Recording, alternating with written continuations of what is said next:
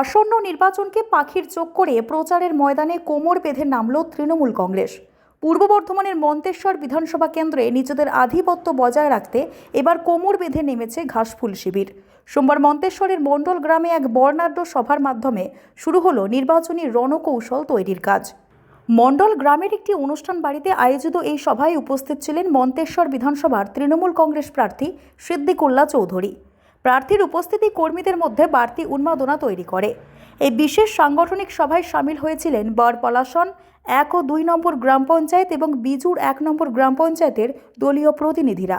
এছাড়াও মঞ্চে উপস্থিত ছিলেন মেমারি 2 নম্বর পঞ্চায়েত সমিতির সহ সভাপতি গফফার মল্লিক, কর্মাধ্যক্ষ রেখা পাত্র, মুকুল সাহা এবং অঞ্চলের নির্বাচনী কনভেনার দেবাশিস মুখার্জি ও জিয়ারুল মল্লিক সহ অন্যান্য নেতৃবৃন্দ। সভার মূল লক্ষ্য ছিল আসন্ন নির্বাচনের প্রচার সজ্জা চূড়ান্ত করা। তৃণমূল কংগ্রেসের গত কয়েক বছরের উন্নয়নমূলক কর্মকাণ্ডকে কিভাবে মানুষের দুয়ারে দুয়ারে পৌঁছে দেওয়া যায় তা নিয়ে দীর্ঘ আলোচনা চলে।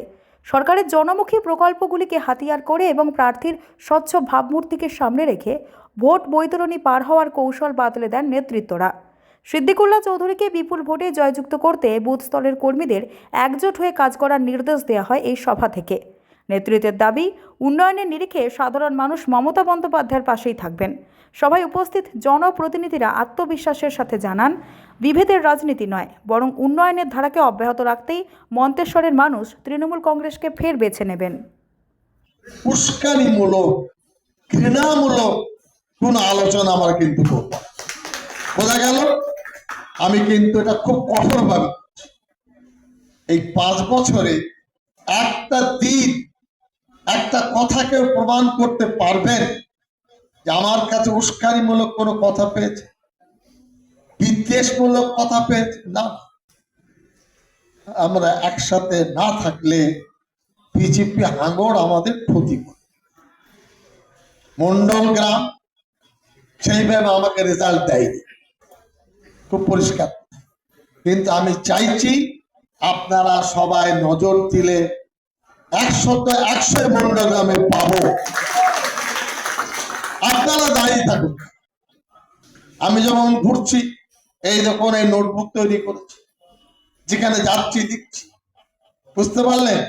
নরমে গরমে মানুষকে বোঝান যে উন্নয়ন পেয়েছেন, যে শান্তি ভালোবাসা পেয়েছেন, যে শ্রদ্ধা পেয়েছেন, আপনারা সাহেবকে, চৌধুরী সাহেবকে জবাব বলে ভোট দিন।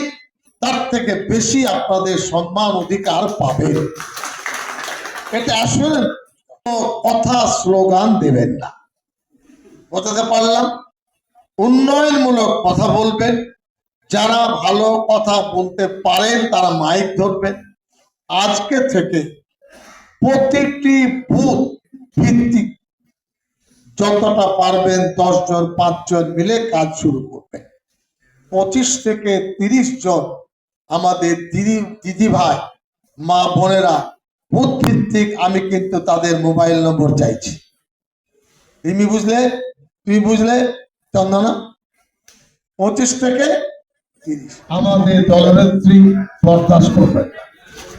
আমরা প্রতিটি ভোটারের কাছে বাড়ি বাড়ি সম্ভ্রান্ত মানুষ, রিটায়ার্ড মানুষ, তাদের কাছে যাব, তাদের তো আশীর্বাদ।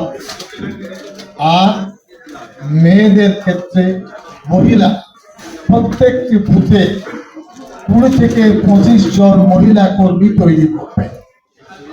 আর পুরুষদের ক্ষেত্রে 45 থেকে 50 জন কর্মী বুথ ভিত্তিক তৈরি করবে। আমরা নজর রাখবো বিজেপি ছিদ্র তৈরি করছে কিনা, ভুল আছে কিনা, কর্মীদের দায়িত্ব। আমরা মানুষের সাথে ভালো ব্যবহার করব।